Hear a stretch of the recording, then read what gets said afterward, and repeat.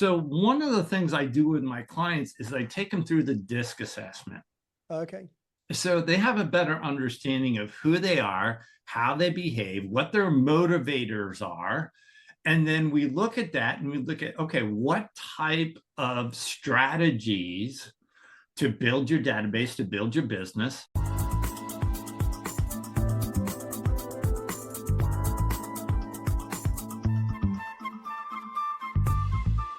Hey everybody, welcome back to the Bookmore Show. It's Stuart Bell here, and today joined by Gene. I nearly spoonerized the name, Gene Donohue. I think I said Dean Ginhu. uh, I was just apologizing to Dean before to Dean. God, doing it again. This is the problem where your business partner is called Dean. And I'm Mental, Gene. yeah, the mental, the tongue defaults to that. I was just saying to Gene before we started, the computer was playing up a little bit and having to get things reset up. But it's a good opportunity to touch base a little bit because I've said on a few shows before, I've usually got a mix of people who I know quite well because we've had lots of conversations, and people kind of meeting for the first time or haven't had that chance to catch up. So that's this case. So I'm looking forward to learning more about you and what you do as a real estate coach and consultant. We work with a few people in that space, so kind of entering it as a knowledgeable outsider, but not a professional. So why don't we start by giving more of a background for everyone and let people know what it is that you do? Yeah, sure, sure. So I came into the real estate world back in 2011. And I remember my friends telling me, "What are you crazy?" Because the market wasn't very good here in the United States back then. It's like, "What are you crazy?" I was like, you know something? If I can make it in this market, just think what I can do when I get into a good market. Right. So, I was fortunate enough that I was successful in my first year. Unlike there 80 was it 87% of all brand new real estate agents are out of the industry within 2 years. Right.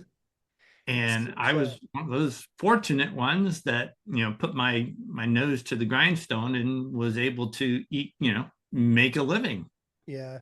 I think Hmm. that benefit of joining when you did and knowing that it wasn't just money trees lying around that you just went to pick the cash off, knowing that you were Right. going into it as a business, because it is Hmm. one of those industries where I think the low barrier to entry and the ease Yes. in which people can enter really make it seem like it's people don't necessarily treat it as a profession in the same way. And Right. though Hmm. 2011 now, I was just thinking, no, that's not so long ago. But then I did the math, and it's kind of creeping up there a little Yeah. bit. Right. The market change over those periods, that's pretty dramatic from entering after the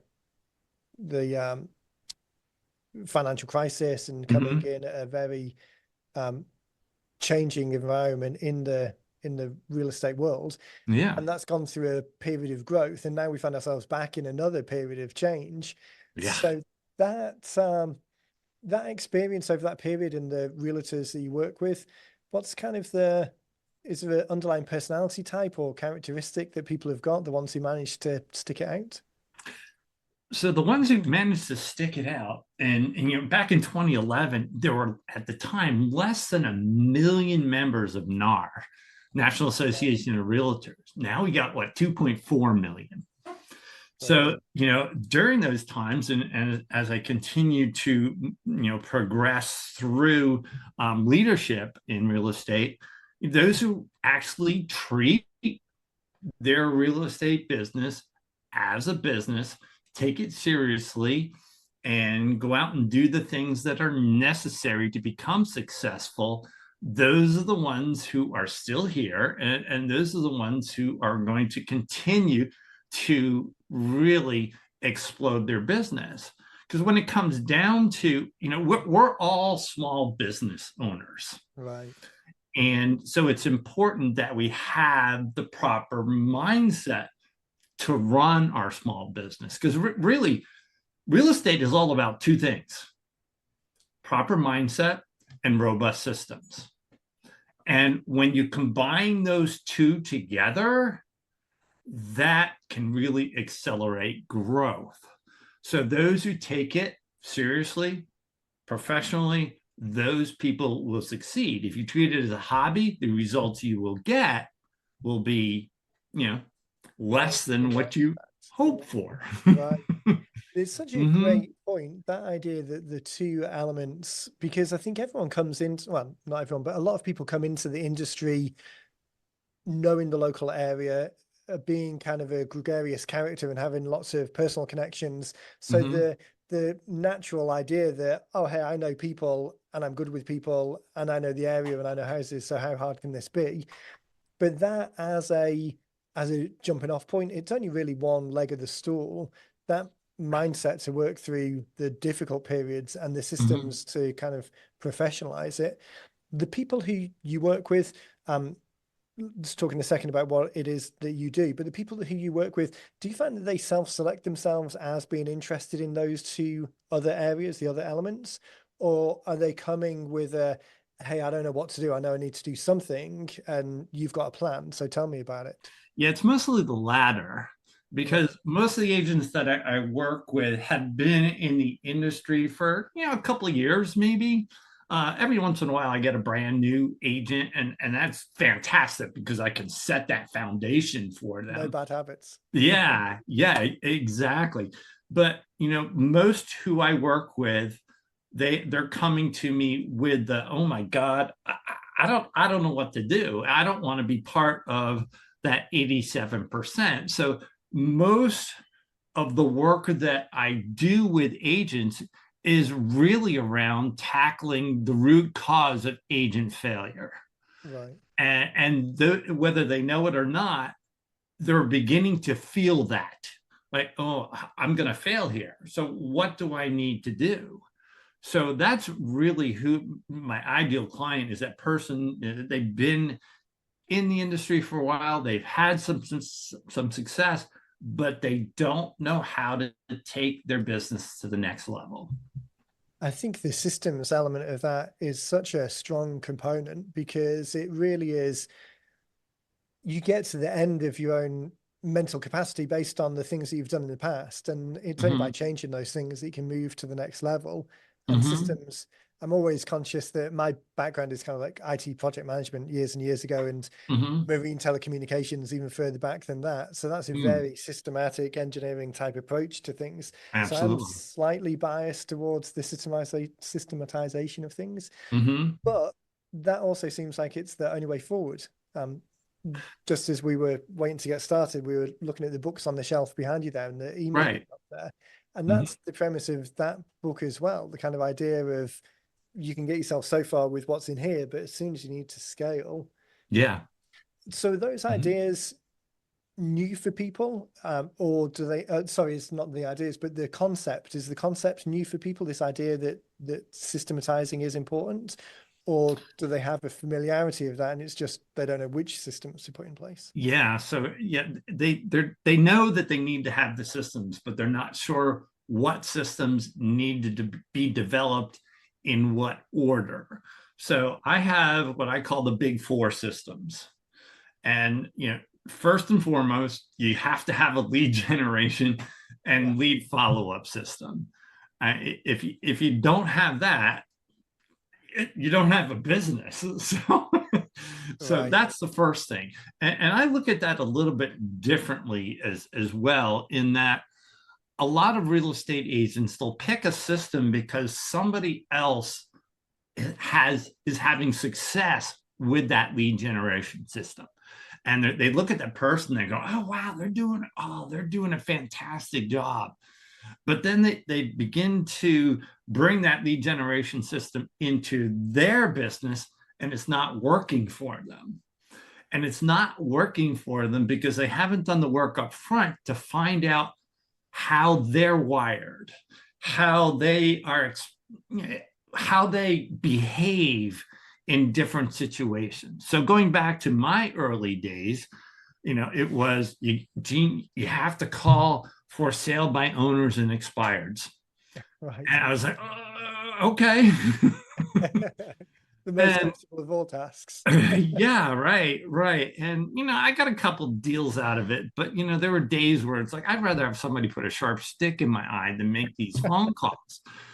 I just wasn't wired for it. So one of the things I do with my clients is I take them through the DISC assessment. Okay. So they have a better understanding of who they are, how they behave, what their motivators are. And then we look at that and we look at, okay, what type of strategies to build your database, to build your business, it would work for you based on how you're wired. And that has a much better success rate in growing a lead generation system than just trying to, save time, saves money, than just trying to, well, maybe I'll try this. Right. It's Mm-hmm. such a great point. Understanding the difference and what strategy is one thing, and you can take a lot of strategies from other people, but the actual Mm-hmm. implementation, if it doesn't mirror with your personality type, it's just going to be a grind all the way through if you Yes. actually manage to stick with it. So I Yes. really like that approach of separating out those ideas, and it's not a one size fits all, but there's Right. definitely things that you can take from other people's ideas and the way that they're doing things, but Mm-hmm. just manipulate it or make it a better fit for the way that you approach things. Right. Right. You mentioned that there were four pillars Yes. there. That was the first one. What's That was the first one. Mm-hmm. yeah, could you So, touch on some of the others? yeah. So the second one is the contract to close system. So that's really where real estate agents make their money. And that starts, okay, I'm writing the contract and I'm going to have to negotiate that contract. And then once the negotiation is done and we've agreed on everything, now we've got a period of time where time is of the essence, where there are certain things that have to be done in a certain order and a certain period of time. And in that period of time, there is always turbulence. Right. 99% of the time, you're going to get turbulence. And a good contract to close system is going to reduce that turbulence. So the first thing is setting the proper expectations as well and letting them know that these are the things that could possibly happen, but if they happen, these are the things that we're going to do. And if you set that expectation up front, it Yeah. makes it a lot smoother. Yeah. So contract to close is a really important system to have. I think these days as well, I mean, with the recent changes in the industry, the fact that Mm-hmm. real estate agents are going to have to be more comfortable with negotiating, and we're kind of moving away a little bit from the, well, this is just the way it is, so like it or lump it. It is a little bit more of a, there's more of a relationship and I want to kind of liken it to kind of like the account management role in IT, that person who's there to negotiate the challenges that come up through the duration of it. Obviously, from the realtors are going to be doing it themselves, but I think over the next period of time, that is going to shake out some people who are uncomfortable with that, and the people who don't have those Yes, systems in the place, it's just going to make it even more challenging. I think the absolutely, absolutely. I Yeah, know one of someone the like best certifications that I got was becoming a certified negotiation expert. That was one of the best real estate certifications I ever got. I right, love that, and it really truly helped me become a better agent. right, because Mm-hmm. the idea that everyone looks to AI and technology as the solution to everything. And there's the concern of the zillification of things and the blockchain of contracting, so that, oh, why is this no longer just a one-click Mm-hmm. solution? But I know enough realtors, and even we bought the house where we are now 2 years ago and worked with a friend, um, know the situation enough that the mechanical pieces of the process are pretty straightforward, but that's Mm-hmm. maybe the 20% of the overall relationship. The 80% is the soft skills of Yes. aligning expectations between you and the client, aligning expectations between the husband and the wife, aligning expectations between the buyer and the seller. I mean, Right. the contract and the technical side of it is one element, but the Mhm. counselor and therapist and and taxi driver element of it is quite another. So I think Yeah. that's a key difference. And with all of the difficulties and changes that come from industry as it evolves, there's also opportunity thrown there, Hmm. which I think is what you're Hmm. tying into. Yeah. Um, Yeah. that was So that, that was the system second. two. System three, and this one is when I talk to agents who have been in the industry for a while, and I ask them, what do you wish you would have put into place? What do you wish you would have done earlier? This is it. And it's a post closing system, Right. staying in touch with your past clients, and not only just staying in touch with them, going back to, I call it the 5-star review. When you start working with a client, you set that expectation to begin with, that I am going to deliver a 5-star review experience for you.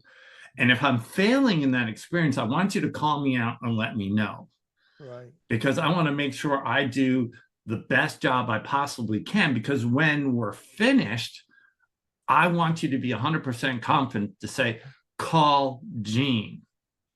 Right.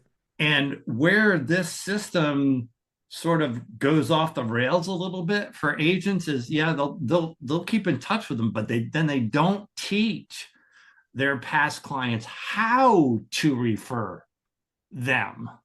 Right. So that's an important part of the post-closing system. Yeah, you want to stay in touch and how you doing and things like that, but teaching them how to refer you. I don't know if you're familiar with BNI. Yeah. Yeah. Yeah. So I spent the first couple of years in real estate in a BNI chapter.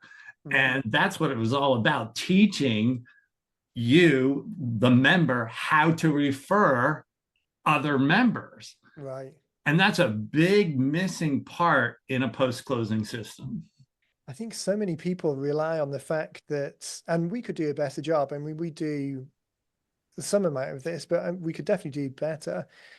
So many people rely on the fact that, hey, I did a great job. Why wouldn't people refer me? Even Right. down to family members, there's that Mm-hmm. expectation. But you only need to look at your own experience to remember that, oh, yeah, I was talking to Gene, but then 2 weeks ago I was talking to someone else, and actually they would have been a perfect fit. I just forgot. I just never thought about it. There wasn't Mm-hmm. an excuse that was, or a reason to have that anchor top of mind. So I would absolutely love to refer Gene. It would be the one thing I would absolutely be more than happy to do, but I forgot. I didn't recognize the opportunity. Right. And I Mm-hmm. think people just don't think about orchestrating it in that way. Right. Right. We we've done a couple of books actually for people who are trying to fill that gap by using a book. So they'll have a book to the guide to living in Raleigh or the guide to living in Glenmore, where I am. Mm-hmm. Um, so they'll use that really not as a, hey, I'm the best realtor, pick me because of XYZ reasons, but really completely focused on, here's the things about the area, here's the benefits, and here's some local gems that you wouldn't know about. But then they can Mm-hmm. give that as a referral tool to people, and people are much Mm-hmm. more likely to remember that there was this valuable resource, and then it's associated with the realtor. So again, just orchestrating those referrals, Right. it's a step Mm-hmm. that few people do. Yeah, exactly. When you Exactly. introduce that idea to people, again, is it one of those things that people see as a common sense thing that they just haven't thought about? Or is it a revelation of, oh, I've never even thought about doing this before? Yeah, it's a common sense thing. But it's again not having someone to teach them how to Right. do it. Common sense is There uncommon. Yeah, yeah, exactly. You got Brian Buffini out there who's all about this, Right. and I love the stuff that Buffini does, absolutely. And but the missing piece is that, okay, you can refer someone to Buffini to teach them that, but what about all the other stuff? Yeah. Yeah. Mm-hmm. It's almost that opportunity to think about your thinking. Unless you're actually working with someone one on one, all Mm-hmm. these ideas and all of the all of the opportunities that are out there, it really is the case that it's the minority of it that is a magic trick or a spell or something that is completely different and completely new. Hmm. The majority of it is implementing the stuff that we all know we should be doing as only we actually got around to it. And I think Right. that's the real benefit of working with someone. It's that completion around the stuff that is the 80% that's either common sense or not Yeah. magic. But once those things are in place, it definitely then frees you up to kind of up level your Hmm. thinking a little bit to the foundations are in place, so you can kind of take that thinking Yes. to the next level, and maybe you will stumble across a magic trick. Yeah. Without the foundations, it's really a bit of a teetering tower of it might work, but it might all collapse to the ground. Right. Right. Exactly. Exactly. Um, okay, so we ran through three. What's the Mhm. fourth? So the fourth one is a cash flow system. And, that is where I see a ton of opportunity for real estate agents. I'm in a lot of different real estate agent groups on Facebook and LinkedIn. And, one of the questions that I see coming up all the time is, hey, I've got a $10,000 commission check coming. What should I do with it? Or Right. I plan on spending 5,000 of my marketing. You know, where should I spend it? Yeah. And it's like, okay, obviously there's no system in place. Yeah. Otherwise, you wouldn't be asking these questions. So the cash flow system is extremely important, and knowing what to do with your money when it comes in and how to use it effectively. To first of all, the first thing you have to do is pay yourself. Right. I've seen so many agents that have been like, well, I had to do this, I had to do this. And they're living from one closing to the next, and they're all freaked out because, and now commission breath is coming out, and Right. because they don't know where their money went. And at the end of the year, the accountant said, congratulations, you had a $30,000 profit. And the agent goes, where's the money? Where do you go? Yeah. Yeah. So, I've developed a cash flow system, and it's similar to like what Mike Michalowicz developed in Profit First. Although I have really modified it to the real estate agent. And actually, even before Michalowicz and Profit First, Dave Ramsey, Right. which a lot of people are familiar with, is the envelope system. And even before Dave Ramsey, my great grandmother used the envelope system, during the war or whatever when she was young, and they got money in, and this is for groceries, and this is for electricity. It's the same type of process. Again, it's nothing new. Yeah. It's just, let's put this process in place. So what that looks like, I really simplify it depending upon your needs. And when I work with an agent, we also develop a personal budget because it's called income congruence. I want them to be able to, their business to fund their lifestyle. So how much money do you need? And then we go through that process. But on a basic level, you earn $10,000 in commission. And first you have to, we'll just use 10,000. So after splits, let's say you have $10,000. $5,000 is for you. That's your pay. And that should be a consistent number. Then 15% you're putting into a separate account for the tax man. I don't know how many agents are on a tax plan with the IRS, a payment plan, but there's a lot of them. Yeah. and It's an and it's the afterthought. most it's the most stressful time for many real estate agents during tax time. Yeah. Because again, if And you don't plan for it, it right. surprises you and catches you out, and it's always the numbers are always on the worse end of the spectrum than you think. Mm-hmm. It's uncommon that it happens to be on the better end of the spectrum. So without planning Right. for it, it's just again, that time goes fast and the end of the year comes around quick, or from Mm-hmm. the referrals and the post-closing structure, that time will sneak up on you going into it. You think you've got all the time in the world, but all of a sudden everything's happening and then you're on to the next. So this idea Mm-hmm. of kind of just taking time to think about the structure of everything and putting things in place really Mm-hmm. makes a difference. One of the reasons I wanted to run through the 4 steps, because knowing that you had a pretty robust program that you share with people, oftentimes people will come and say, I know a book is a good idea. I don't exactly know what to write about it. And my go-to always is talk about your strategy, your framework, the things that you talk about. You mentioned Dave Ramsey. Well, financial peace is the 7 baby steps. It's the exact Right. framework for his framework. Mm-hmm. So the book that you wrote, the More Cash, More Growth, More Freedom, that's built around the things that it's very congruent with the things that you teach all the time. Mm-hmm. Was that the plan initially? Did you come to the project thinking that you were going to mirror very closely the way that you work, or did that develop in the process and you kind of refined it into that? So the basics behind the book is how I developed my real estate business. And, and as my thinking grew, because in 2019, I left production.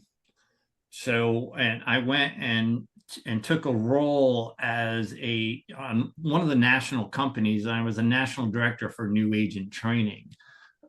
So as I went into that role, my thinking evolved, but the basis of it was always how, this is how I ran my business. This is Right. how I was successful. This is how I funded my lifestyle. And one of the things I wanted to make sure as as I thought through this is what worked for me may not work for you. So Yeah. how do we put together this system to make sure that it is pliable enough to work for everyone? That's why I really like this idea of strategies versus tactics. The idea that the strategy is we want to achieve this broad outcome, but the Mm-hmm. tactics that we use below it. And I think Right. that's a differentiator in your approach maybe than some others, because I think a lot of other people are a little bit more prescriptive, Yes. and that's fine if you have a broad access to a market and you can sift and sort and self-select the people who mirror what you want or the way that you want to work. They kind of um, they're in tune with it and they're on the same page. Mm-hmm. But that leaves out a whole section of the market. If instead you can look at strategies and then provide tactics that work for multiple personality types or the way that people work, Mm-hmm. Mm-hmm. it's it's added a lot more value into the industry. And I guess Mm-hmm. that in part comes from that training background. You kind of Yes. weren't in a position to select who the people you worked with. They were presented to you as new agents. So Right. to be able to take that framework and implement it in that way, Mm-hmm. Mm-hmm. that bridge between what is included in the book and the content, because we often talk about, well, we always talk about conversation starting books and this idea that it's the first step in a process. So your overall program, the full framework is obviously very broad and goes very deep in each of those four Yes. areas. So the Mm-hmm. idea of what to include and what is kind of then outside of the scope of the book, was there any tension in bringing those together, or again, based on the experience, was it very obvious that this was the starting point of the conversation, and it was easy to know where the line was Mm-hmm. and which Mm-hmm. was next? Well, one of the things that I've looked at in a business, in a real estate business, is that there's actually three stages of growth that a real estate agent business can go through. And the first stage is cash building. Second stage is impact building. And then the third stage is legacy building. Right. Now, going backwards, it's the 1% that reaches that legacy building. Yeah. It's the 10%. The Pareto principle does not apply to real estate agents, believe it or not. It's not 80-20, it's actually 90-10. Right. And so that 90% of agents are in the cash building stage. So the focus of more cash, more growth, more freedom is on the cash building stage. Right. So I purposely spend probably, again, the Pareto principle probably applies here. 80% of the book is on Right. the cash building stage. Mm-hmm. What that does, though, I mean, it really does. The example of the book blueprint scorecard, the first mindset in it is choosing that single target market, Mm-hmm. because you're the exact.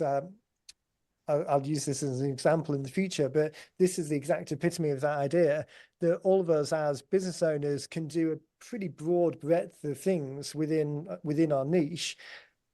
But starting a conversation, you're starting a conversation with one person. And although over time it's going to be multiple one persons, it's still one person that you're having that conversation with. So understanding that if you're talking to the legacy group of people, the cash building metaphors aren't going to mean anything because they're past that. And Right. likewise, if you're trying to engage with the 90% in the cash building stage, talking about legacy is too early. So the fact that you kind of sat down and thought, okay, I do have programs that help all of these people, but for this particular funnel, for this particular campaign, the job of work of this book is talking to this single target market. And then once you've selected that as the first stage, all of Mm-hmm. the other things, the title, the scope of the content, the constraints that you put around it, all falls into place because you know who it is that you're talking to. Exactly. Exactly. That Mm-hmm. idea of tying it into that group, sometimes people have a scarcity mindset of, well, no, I can help everyone. And it's very difficult to get people to Mm-hmm. think about it in terms of one single target market at a time.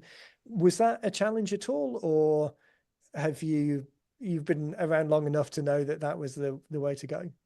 It was a little bit of a challenge at first because I thought, I want to expand because I've been working with newer agents for a long time.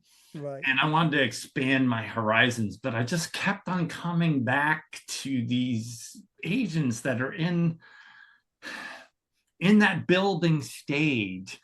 And really that's that's where my heart is as Right. well. So that's an important aspect of it. If I can make, you know, just a half a percentage change in the 87% that fail, that I've done my job. Yeah. And and also it's a way for me to give back to an industry that treated me very well. I had a lot of success, a lot of growth, and it's time to give back. I'm towards the latter end. I mean, I plan to live old, but At the latter end of this particular piece of work, not the latter right, end of everything. Yeah. right, You're exactly, approaching the next exciting opportunity rather than the latter exactly. end of this one. Hmm. But I know what you mean in terms of um, I was on I forget whether it was, I recorded a podcast yesterday, but I was also on a couple of other calls. So I don't remember whether it was the podcast that I did. So I think probably last week's episode, as this goes out, was with Jason. We were talking about podcasts as a engagement tool. And we were saying in that if you've got 100 units of energy to do something, it is a finite resource. It's not as if it's not that there isn't going to be another 100 units next week, but still, this energy that we can put into something today is finite because it's competing for the attention of other things that we might want to do.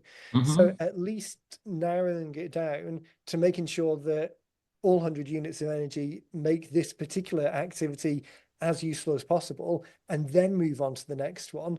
Hmm. It's I forget who came up with the principle, but I saw like a project management type of approach, and it was saying that you could go ABC, ABC, ABC across 3 months and try and get 3 projects done, but it's only the first completion is at the beginning of the third month.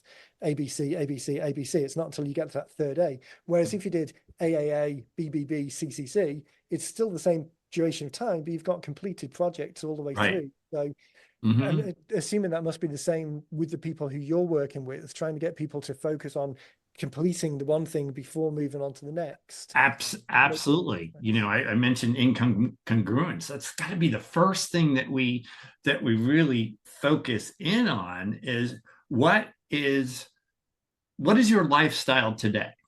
All Right, right. So how much money do you need to make to continue that lifestyle today? What is your vision see your lifestyle in a couple of years from now? All right. So now we know that we're here in A. This is where you want to be. This is the bridge. So you need X amount today.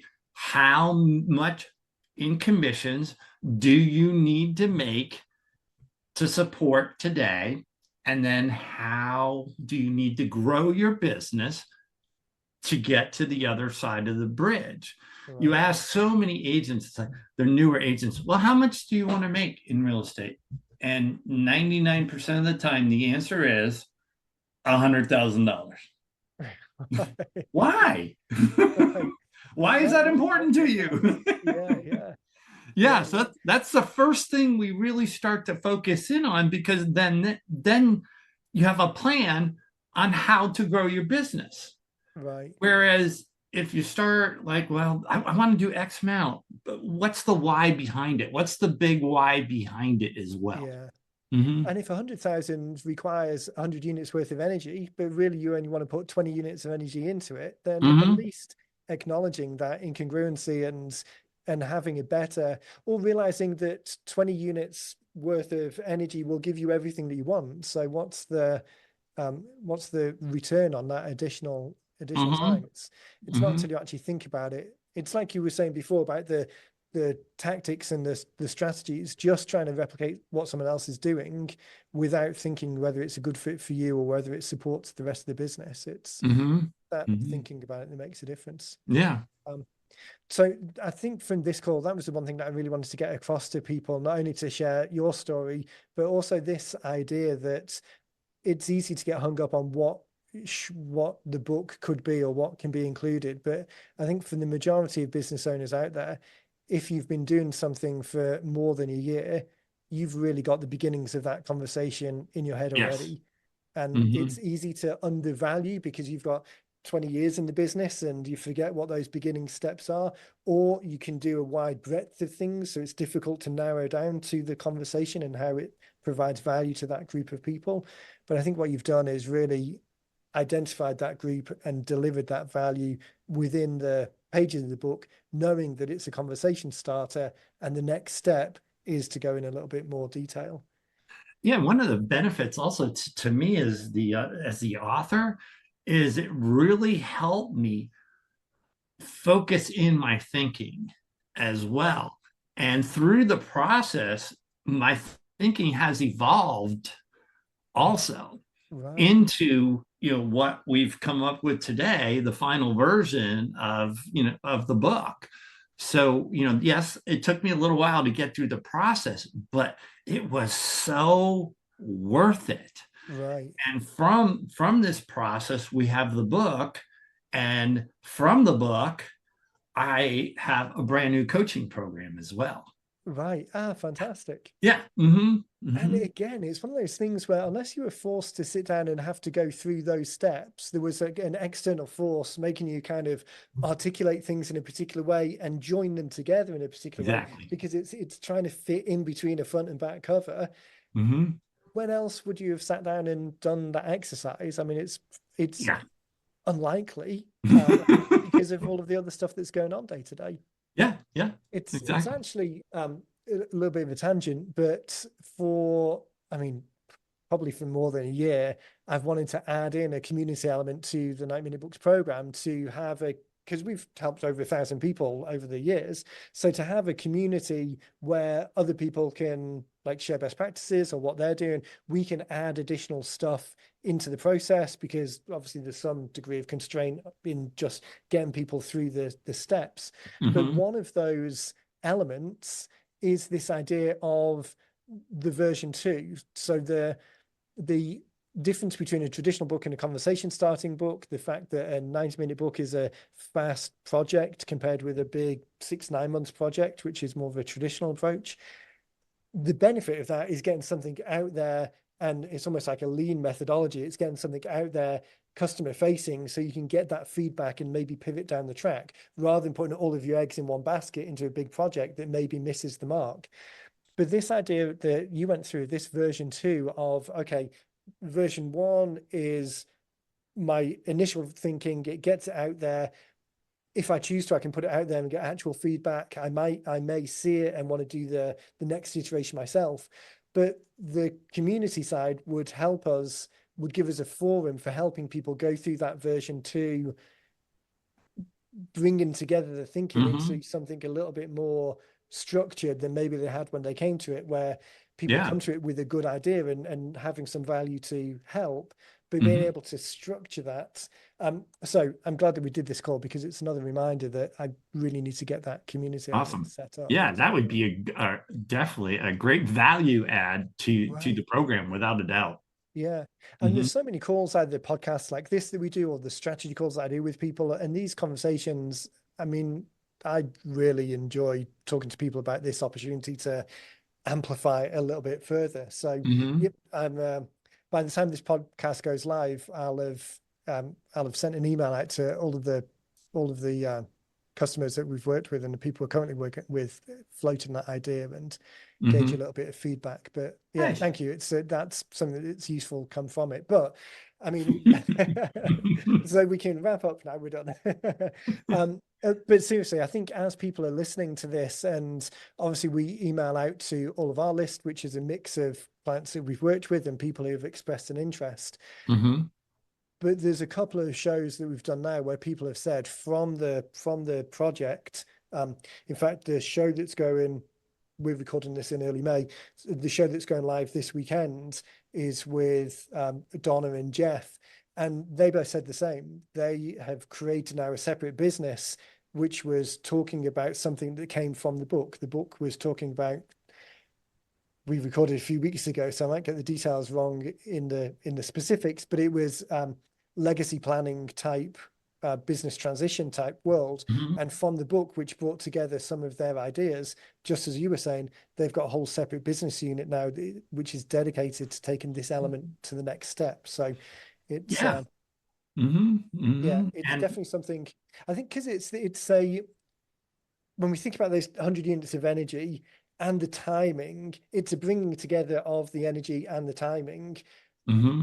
You have to go through this process because you want to make the process as good as possible. And that element of thinking, if it aligns with maybe a thought that was in your head already, or it's kind of triggering or sparking some external conversations that you're having, yeah, it's really a good opportunity. Hmm. So, Absolutely. Absolutely. Yeah. um, I seem to always wrap up. It's become a standing joke now that I wrap up by saying, wow, the time went fast. But yet It again, we're kind of does. 35, 40 minutes in. Um, Hmm. we should do a follow up down the track. So your particular book, we're just in the final stages of wrapping up. So it's not out there in the world yet. Right. But it would be great to loop back in 6 months or so and talk about how you're actually using it and that kind of Nice. beyond the book type stage. And we were saying we should put a copy of the book up on the shelf over your shoulder there, just as a talking Hmm. point for people when you're doing calls. Hmm. I want to make sure that people have got access to you and the stuff that you do. So where's a good place for people to go to find out more about Gene's World? Yeah, so it's GeneDonohue.com. Really simple. Fantastic. Yep, I'll exactly. I'll put a link in the show notes, and so Hmm. just to make it, if people are listening on a podcast player or on the website, then they can just click straight through. But I Hmm. think it would be interesting for people, whether or not they're, obviously realtors is the target market, but I Yes. think the strategies that you've got and the information that you've got there, we were talking about the idea of strategies versus tactics. And although someone's talking about realtors in the world, you've also got some good information that is universally applicable across all business owners. So Correct. Hmm. yeah, I think it's well Hmm. worth checking out, just to whether Hmm. you're a realtor or not. And obviously, if you are, you've got some very dialed in programs to help those people specifically. Hmm. Hmm. Um, Thanks for your time. It's really love the opportunity to get to know people a little bit more. I kind of, as we started off saying, I'm kind of in two camps in calls like this. There are either people who I know and have a connection with, or people who I've seen kind of go through the process, but only at a distance. So it's really good to get some Mhm. FaceTime and make more of a connection. Yeah, yeah, this has been a great process, the whole process, and then coming here with you today, Stuart. You do such a fantastic job of bringing information out from people as well. So I really do appreciate that. Well, thank you. I mean, just as you were saying, your passion is helping making that difference to the 1% of realtors are out there that you can make that difference to. It's the same for me. I kind of meet people day in, day out who've got all of the information that they need to really put Mhm. something out there of value and start a conversation Mhm. and make a meaningful difference both to their Yes. customers and to their business. So it's yeah, I appreciate it and like the Mhm. opportunity. Yeah, fantastic. Thank Perfect. you. Okay. Thank you. Everyone listening, as I said, I'll put links to Gene's stuff in the show notes in the podcast player and on the website. So definitely click through and follow along. And then Gene, as I said, we'll circle back in a few months and then talk a little bit more about how it's used and how you'll Awesome. use it. Look forward to it. Oh, perfect. All right, guys. Thanks for listening, and we'll catch you in the next one.